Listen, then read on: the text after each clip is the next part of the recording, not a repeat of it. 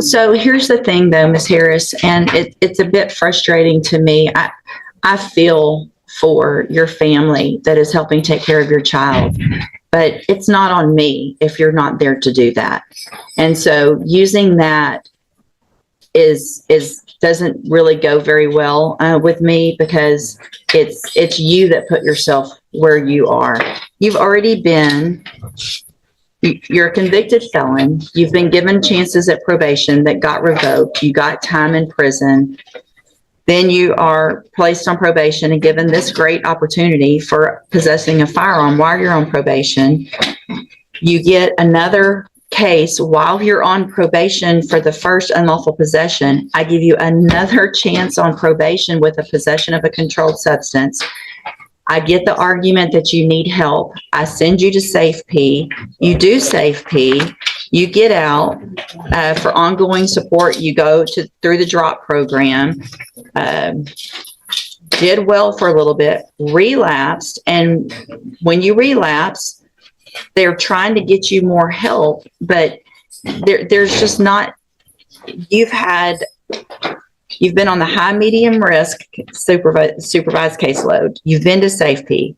You have successfully completed the moral recognition therapy. You've been through the transitional treatment caseload, and you've been to the Spinal Tap outpatient center. There's nothing else. You are making choices now that addiction at some point you have to. Rojas, you may proceed with argument. Thank you, Judge. In the updated PSI, the recommendation, the last recommendation from probation is safety continuum. Go ahead, I'm sorry. And certainly, Ms. Harris is willing to do that. However, she would ask the court to consider something else given her circumstances. She's, as stated in the PSI, she's heard things about the JCDI program. She would like to have a chance in the JCDI program. Certainly, she feels that the reason that she relapsed is because she had some things going on in her life. She had a couple of cousins back last year that got shot, and her dealing with that herself and seeing the way it affected her mother caused her to relapse. But the reason she's asking for JCDI rather than Safe P, Judge, she's got a young child, a young daughter who has some medical issues. Her mom has been taking care. Ms. Harris's mother has been taking care of the child while she's been in custody, and the mother is here. The grandmother is here this morning, and I've spoken with her, Judge. When Chastity is out and she's taking care of the child, the grandmother says that she takes care of the child, and she's tremendous help to the grandmother taking care of the child. And the child is going to need some surgery coming up, and the grandmother is being overwhelmed right now with that surgery and the medical issues. And for the child and the grandmother, more than for Chastity, Judge, we're asking for you to consider continuing her probation and considering JCDI rather than Safe P, just so that she can get out and take care of her child. I think Chastity wants to address that with you as well, Judge. So here's the thing, though, Ms. Harris, and it's a bit frustrating to me. I feel for your family that is helping take care of your child, but it's not on me if you're not there to do that. And so using that doesn't really go very well with me, because it's you that put yourself where you are. You've already been. You're a convicted felon. You've been given chances at probation that got revoked. You got time in prison. Then you are placed on probation and given this great opportunity for possessing a firearm while you're on probation. You get another case while you're on probation for the first unlawful possession. I give you another chance on probation with a possession of a controlled substance. I get the argument that you need help. I send you to Safe P. You do Safe P. You get out for ongoing support. You go through the drop program. Did well for a little bit, relapsed, and when you relapse, they're trying to get you more help, but there's just not. You've been on the high medium risk supervised caseload. You've been to Safe P. You have successfully completed the moral recognition therapy. You've been through the transitional treatment caseload, and you've been to the Spindletop outpatient center. There's nothing else. You are making choices now that addiction, at some point, you have to take advantage of the substantial tools that you've been given. Ms. Malfino? I agree with you.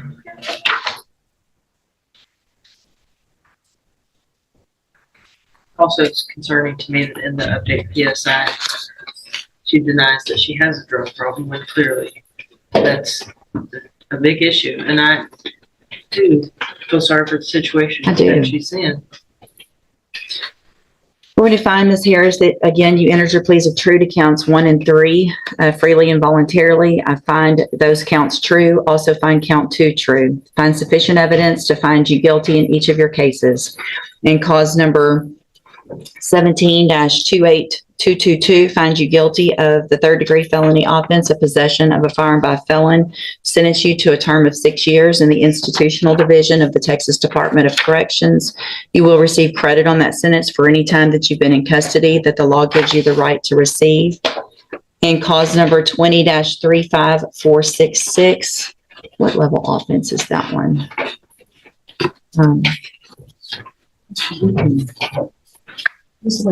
It could get worse. You probably shouldn't talk. It could get worse.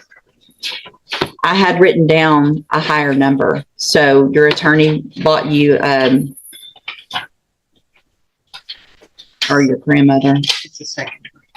And cause number 20-35466 finds you guilty of possession of a controlled substance, sentence you to a term of 6 years in the institutional division of the Texas Department of Corrections.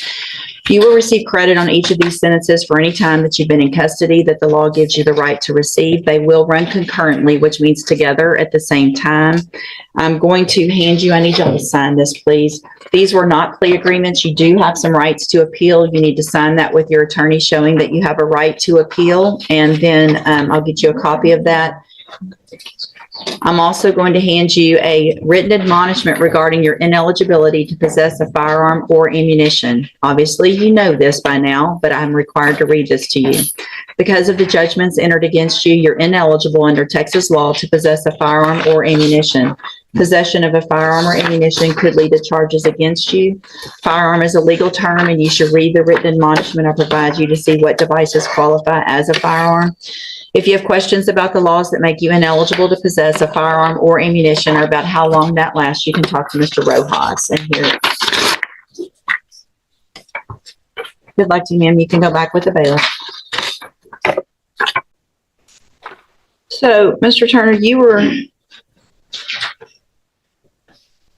just revoked back in October of 2021 and received a state jail sentence.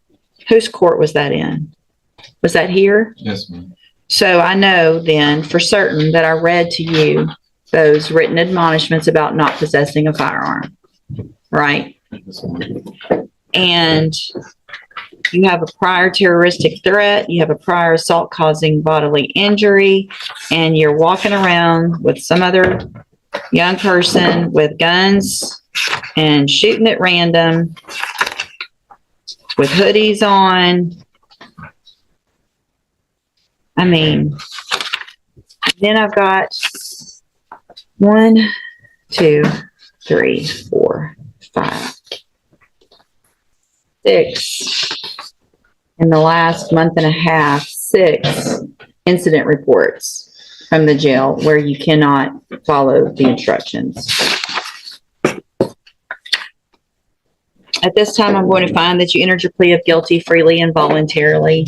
Find sufficient evidence to find you guilty, and at this time find you guilty of unlawful possession of a firearm by a felon. I'm going to sentence you to a term of 5 years in the institutional division of the Texas Department of Corrections.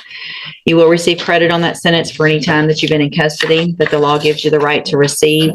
I'm going to hand you the trial court certification that shows that this was an plea agreement that I followed, and so you've waived your right to appeal. I understand that you're fairly young, but you've been given some opportunities already, and obviously you're out there doing some things that could lead you to be in here for something much worse, where you've actually shot someone. It's just not the running around with guns and shooting has got to stop. And all I can think of is the longer I can keep you away from society, probably the better at this point, because you can't learn. You haven't been able to learn from your past mistakes. I hope that you do, and I hope that you do this time and you get out and you change your life. But you're going to have to make those changes. There's help for you out there wherever you need it. There's help in TDC if you need it. But I don't feel like I have a choice today. I'm also handing you, just like I did before a couple of years ago, the written admonishment regarding your ineligibility to possess a firearm or ammunition. I'm required to read this to you again. You should pay attention. Because of the judgment entered against you, you are ineligible under Texas law to possess a firearm or ammunition.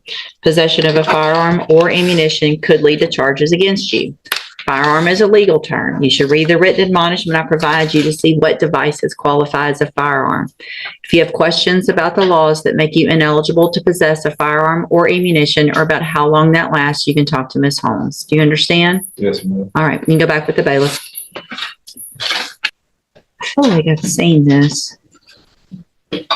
We have maybe one of the co-defendants that I No, did something not on. I'm This aware is of, Your very Honor. familiar to me. Unfortunately, it's a pretty common fact pattern. It's 4 people riding around the car at 12:30 in the morning. There's 3 guns in the car. Yeah.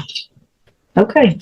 And I'll just so the court's aware, the driver, Mr. Joseph Matthews, Mm-hmm. who was charged with felon possession of a firearm for the firearm that's in the glove box of the car. Mm-hmm. He was on parole after taking a plea deal for the offense of tampering with evidence for his involvement in a homicide. Mr. Dorsey, who fought with the police once they discovered a firearm in his waistband, is also a multiple-time felon. And then Mr. Sam has been convicted out of Harris County as a felon, as well as being on probation out of this court, Your Honor. So there was 3 guns in the car with these 4 people driving around.